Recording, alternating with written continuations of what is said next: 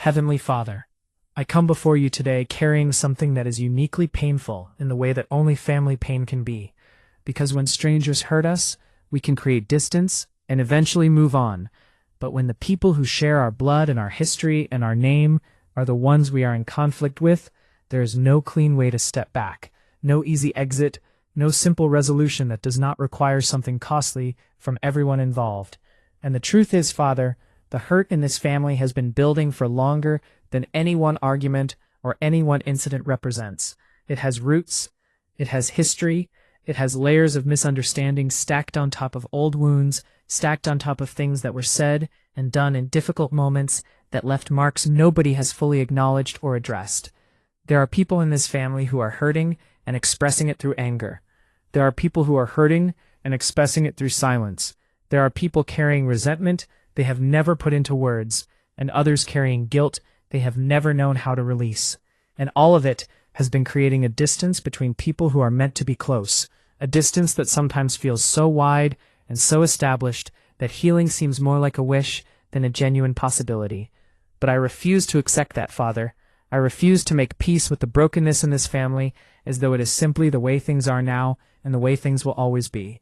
I believe you are a God who restores what seems beyond restoring, who heals what seems past healing, and who breaks through the most entrenched conflict with a power and a love that no human stubbornness can permanently withstand. So today I am bringing this family with all of its wounds and walls and complicated history before you, and I am asking you for a total breakthrough, not a partial one, not a temporary truce, a genuine, deep, lasting breakthrough that changes the way we relate to one another, from the inside out. Heal the hurt first, Father, because I know that most of the conflict visible on the surface is being generated by pain that runs underneath it. People do not lead with anger when they feel genuinely loved and safe. They lead with anger when they are hurting and do not know another way to express it, or when they have tried to express it and felt unheard, or when the vulnerability of admitting pain feels more dangerous than the armor of conflict. Reach underneath the anger in this family and touch what is actually there: the grief, the disappointment, the longing to be loved well by the people whose love matters most, the accumulated hurt of moments when someone needed something and it was not given, when someone reached out and was not met, when love was present but not communicated in a way that landed. Heal those places, Lord.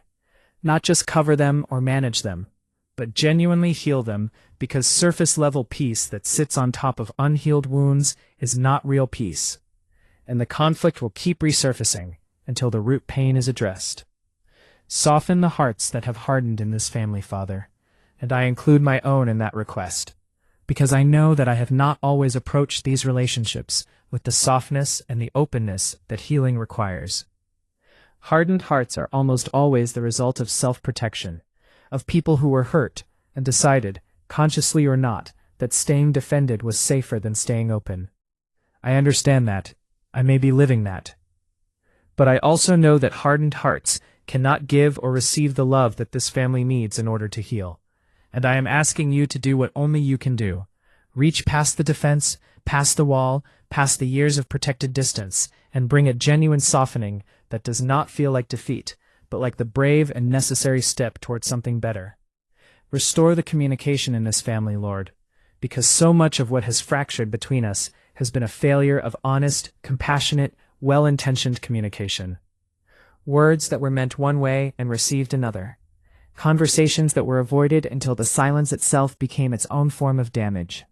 Things said in moments of pain that were never meant to be permanent, but somehow calcified into defining memories. Teach us to speak to one another with a care and a precision that honors the relationship, rather than winning the argument.